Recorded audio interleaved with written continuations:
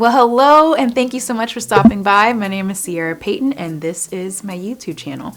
Now, if you have been here for a while, thank you so much for rocking it out with me. I really appreciate you enduring all of the crazy videos that I've put up, but also for just sticking around, so thank you. And if you are new here, why don't you go ahead and just stop, pause, take a moment right now to hit the like and subscribe button, because I made this channel for you.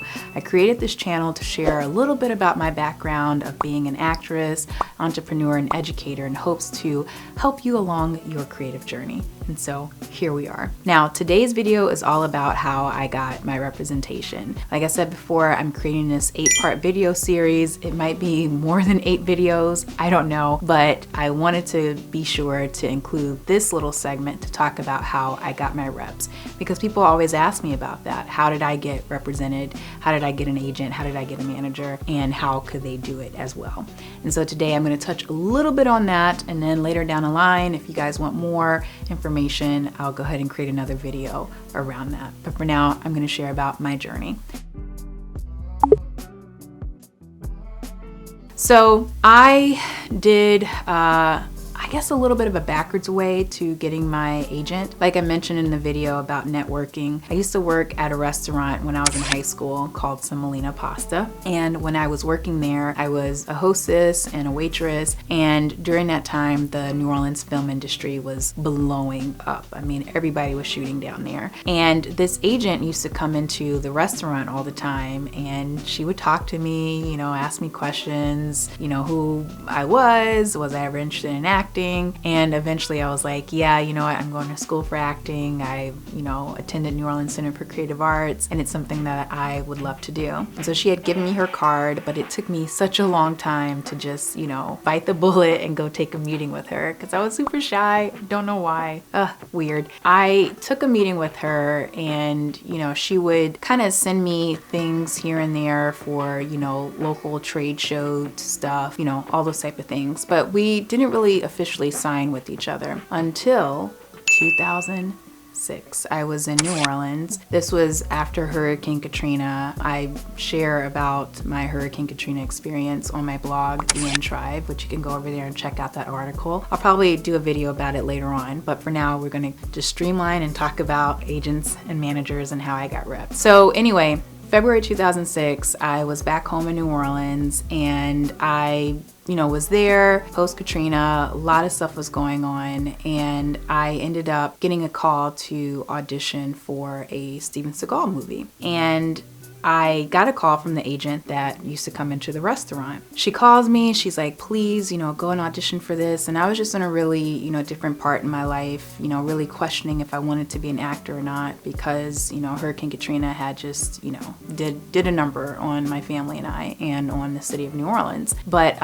she was very persistent, and thank God that she was, because what ended up happening is I went to the audition, I ended up getting a call back, and I ended up booking, you know, this movie. And so when I booked it, that's when I ended up signing with her. We had a contract, and I signed with her, and I ended up doing the movie, and yeah, the rest is history with that. So at that time, you know, actors normally would have, you know, their agent, like their main agent that covered them, you know, both in New York and Los Angeles. But at that time, with the New Orleans industry kind of blowing up, people started getting Southeast representation, which meant that they would get an agent either down in Atlanta or in New Orleans. So she was pretty much my Southeast agent, my New Orleans agent. So when I was graduating my senior year of college at University of North Carolina School of the Arts, they had arranged to do 2 showcases for us. Now, basically what a showcase is a group of actors basically getting on stage, renting out a theater, and inviting casting directors, producers, agents, managers to come and see them do their stuff. And so when I was in college and getting ready to graduate, our school had arranged for us to do a showcase in Los Angeles and also do a showcase in New York. And so that was in 2008, and I first did the showcase March of 2008 in Los Angeles. And it was during a really interesting and tough time because that was during the writer's strike. And for those of you who know about that, or don't. Basically in 2008, the Writers Guild went on strike because a lot of material was being put on the internet and writers and actors and people involved didn't get residuals or weren't getting paid from it at all. And there are some other things too. That wasn't just the only reason, but the writers had gone on strike, so there were contracts that were being reworked. A lot of new shows weren't being written, and the studios and networks at the time just weren't really taking a big risk to hire new talent. And so that was also during the time of the housing market crash. So things were just in a big transition period during 2008. And so when I came out here to do my showcase, we had, a lot of good agents and managers and casting directors come, but at that time a lot of people weren't signing new talent. But it gave me the opportunity to, meet a few casting directors and just kind of get my feet wet in Los Angeles a little bit. And so that was super cool, but I did not walk away from that showcase with an agent or a manager. But then fast forward to May of 2008, my classmates and I, we all went up to New York and we did a showcase there in New York. And after the showcase, how it works with my university is that after the showcase, agents and managers, they get these packets that have our headshots and resumes in it, and they get like a sheet that basically is like a check mark of, hey, I want to meet this person.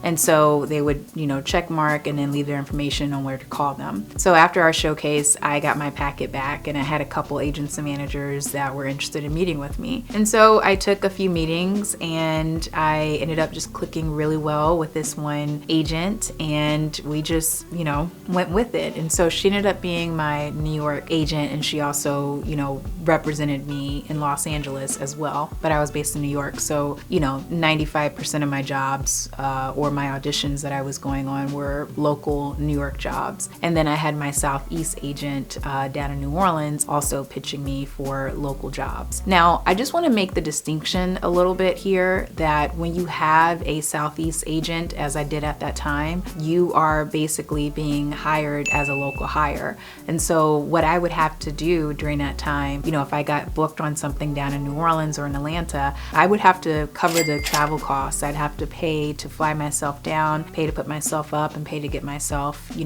to and from set. And it would be a really costly thing because a lot of times when you are a local hire, you're, coming on as a guest star or a co-star, and, you're getting the bare minimum rate. I believe at that time it was like $980. And then you have to pay taxes on top of that and also pay commission, which I will talk about that and touch on that in a later video when we talk about the expenses of acting.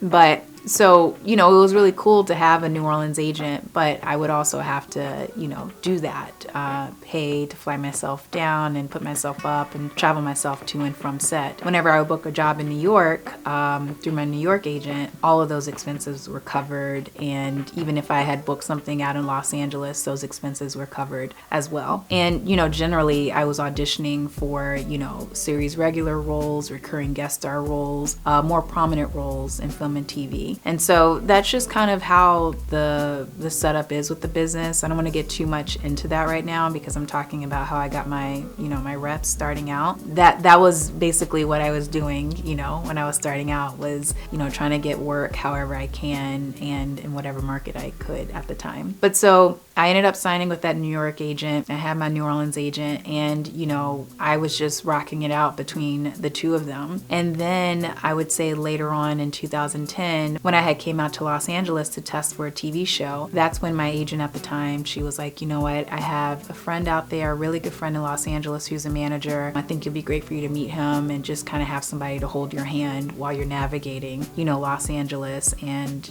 auditioning for different projects. And so I ended up coming out here in Los Angeles, testing for a show. Didn't get the show, but I ended up staying out here and working with that manager and having my New York agent in New York and also having my New Orleans agent down in New Orleans. And yeah, so it just worked really well for me at the time. It just was the most easiest way to go. And that's just how I got my reps, starting out. And yes, I would say over the years, a lot of things have changed. I, had to transition to new reps. I had been let go by reps before. It's just a little bit of the name of the game with representation. But, for me, and the big takeaway that I want to share with you, with this video and, and my journey is that you have to find people that you work well with, that understand you and understand what you're trying to do with your career. And, the thing is that the way the business is set up and, what the norm is and how actors work, a lot of times we're not having really big, important conversations about, how we want to manage our careers and how we want to go about, seeking out opportunities. A lot of things are very, very traditional in the sense of, hey, headshot, resume, reel, show up for an audition, you get the part or you don't, and that's how the business has been for a very, very long time. And my big thing in how I've worked with agents and managers over the years has just been about trying to steer and guide them towards roles and projects that I like to try to help me just get in the room for those things. I do believe a lot in communicating with my manager specifically about my thoughts and feelings on certain projects, and just trying to see if they'd be open to thinking outside the box and trying to get me different meetings and opportunities and stuff like that. And so, the representation game is definitely a game, and it's something that you need to continuously cultivate and finesse and just, figure out, along your journey. And so that's how I got repped. That's how I started out. I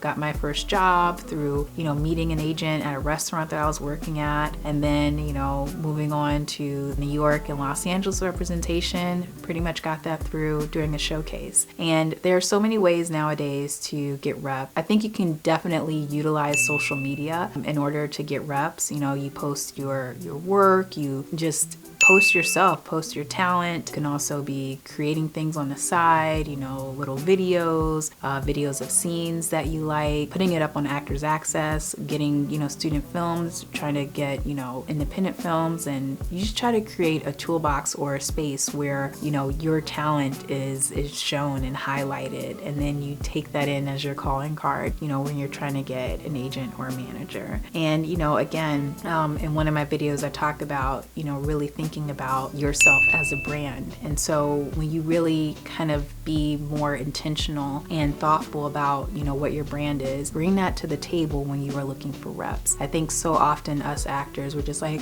we just want to get a role, we just want to get a rep, we just want to get an agent or a manager. But you have to really take a step back and really think like, is this the right energy?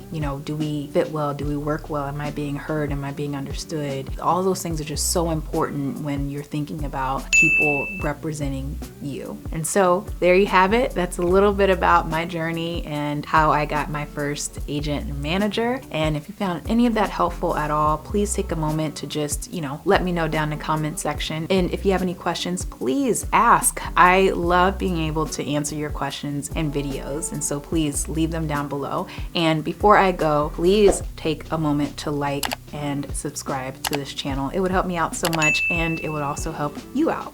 So again, thank you so much for stopping by. I will be looking forward to seeing you in the next video. And until then, please have a wonderful day and take care. Bye.